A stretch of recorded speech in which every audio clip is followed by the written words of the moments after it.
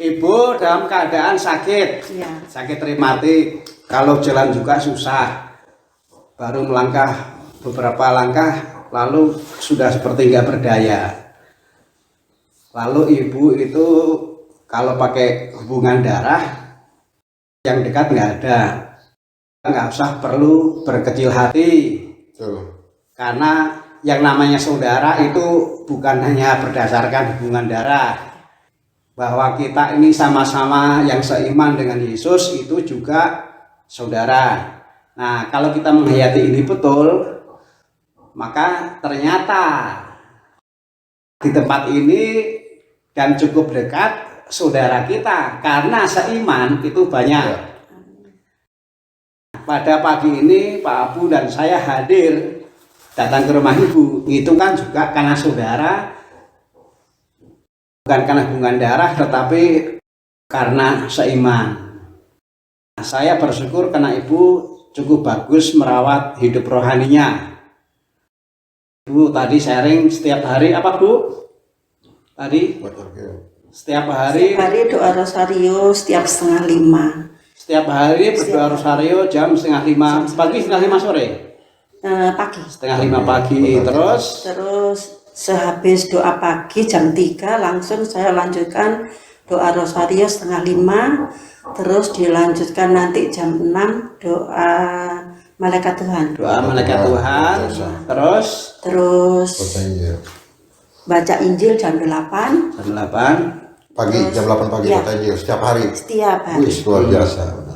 Jadi ada kegiatan doa rosario, ada kegiatan doa malaikat Tuhan, ada kegiatan membaca kitab suci setiap hari. Terus jam 3, jam 6 tuh ini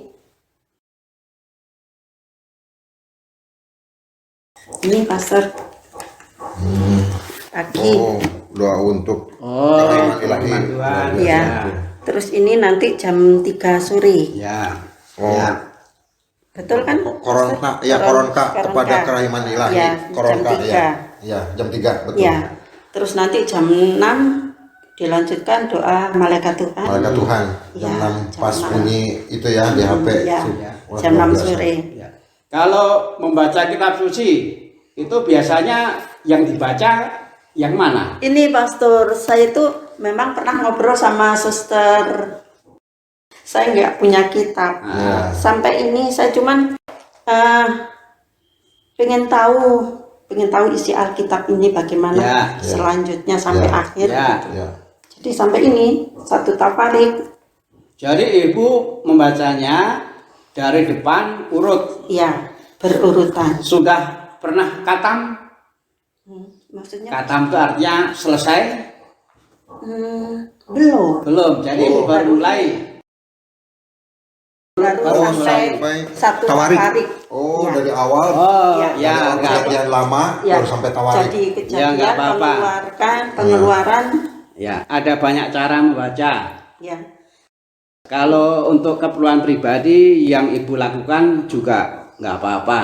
Jadi Ibu membaca dari awal lalu ke belakang. Ya. Sampai sekarang Ibu sudah sampai ke halaman 456. Ya. Ibu membacanya sampai dengan Tawarik bab 21, 22, 23. Nggak apa-apa. Ya apa pastor? Nggak apa-apa. Jadi Ibu membaca seperti itu nggak apa-apa, urutan nggak apa-apa. Memang ada banyak cara dan nggak ada yang dimutlakkan. Kan ini untuk kebutuhan pribadi. Iya. Kalau untuk kebutuhan misa itu kan beda lagi. Tapi ini Ibu membaca bukan untuk kebutuhan misa tapi untuk kebutuhan pribadi. Nah, kalau Ibu menggunakan cara seperti itu dari awal lalu kemudian ke belakang ya nggak apa-apa. Yang saya puji adalah pertama Ibu mau membaca kitab suci. Dan yang kedua yang juga saya puji adalah Ibu membacanya tekun. Keadaan Ibu bahwa Ibu sedang sakit itu tidak menjadi penghalang untuk membaca kitab suci. Ini itu sabda Tuhan, bukan sabda manusia. Ini itu kata Tuhan dan bukan kata manusia. Itu hebat. Iya pastor, saya itu setiap kali doa minta Tuhan Yesus itu kasih saya semangat, Iya. semangat ya, semangat apa Ya. aja, Ya.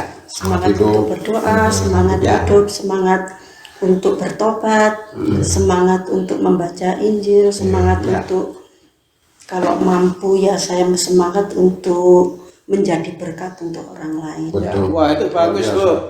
Bagus. Ya. Kalau di kitab suci, ibu itu seperti Salomo. Salomo itu didatangi oleh Tuhan. Mintalah apa saja. Dan Salomo mengatakan, saya minta satu sajalah, kebijaksanaan. Nah, ibu ini sudah dianugerahi oleh Tuhan kebijaksanaan, sehingga mintanya juga nggak aneh-aneh, nggak macam-macam.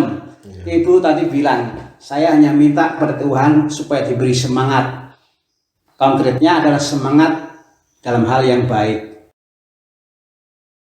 Kitab suci itu juga merupakan sarana yang digunakan oleh Tuhan untuk memberikan semangat yang ibu harapkan.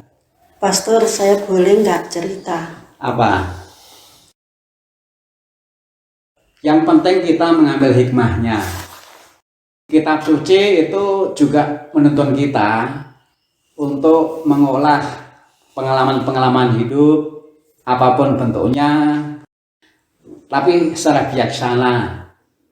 Ketika kita itu bisa mengolah pengalaman dengan bijaksana, itu malah kemudian buahnya itu mendekatkan kita kepada Tuhan, membuat kita semakin rindu, semakin bersemangat dengan Tuhan.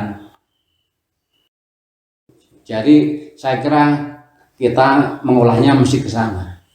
Nah, kembali ke kitab suci, Bu. Apa yang mendorong ibu sehingga ibu itu kok tekun membaca kitab suci, Bu? Ini Pastor, karena saya itu Yang diinginkan itu apa kok tekun membaca kitab suci? ingin dekat sama Tuhan. Oh. Karena saya kan nggak bisa ke gereja kalau nggak ada yang bawa gitu.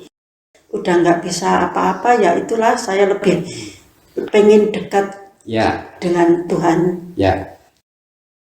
Jadi ibu ingin dekat dengan Tuhan, Ya. dan itu dilakukan dengan cara membaca kitab suci. Kitab suci. Nah, itu sudah benar, Doa-doa. sudah benar. Kitab suci itu sarananya Tuhan untuk berbicara dengan ibu. Ketika ibu itu membaca, berarti ibu memang mau dekat dengan Tuhan, mendengarkan Tuhan itu berbicara apa sih. Kasihan kalau Tuhan berbicara kok kita biarkan saja. Ketika kita tidak membaca, berarti Tuhan berbicara dan kita membiarkan Tuhan berbicara sendiri. Ketika kita membaca, berarti Tuhan yang berbicara, kita dekati dan kita dengar. Seperti biasa, Bu, kalau kita ngobrol dengan orang itu kan ada yang kita mengerti, ada yang tidak kita mengerti. Iya. Nah, dengan Tuhan juga seperti itu, Bu. Jadi Tuhan berbicara dan kita mendekat serta mendengar. Mungkin ada bagian yang kita tidak mengerti, tapi juga ada bagian yang kita mengerti. Tapi bahwa kita itu mau mendengar saja, itu sudah mengungkapkan bahwa kita menghargai. Jadi kita itu mau menghargai meskipun mungkin juga ada yang tidak kita mengerti. Jadi membaca sabda Tuhan berarti menghargai Tuhan yang berbicara. Ada yang dimengerti, ada yang tidak dimengerti.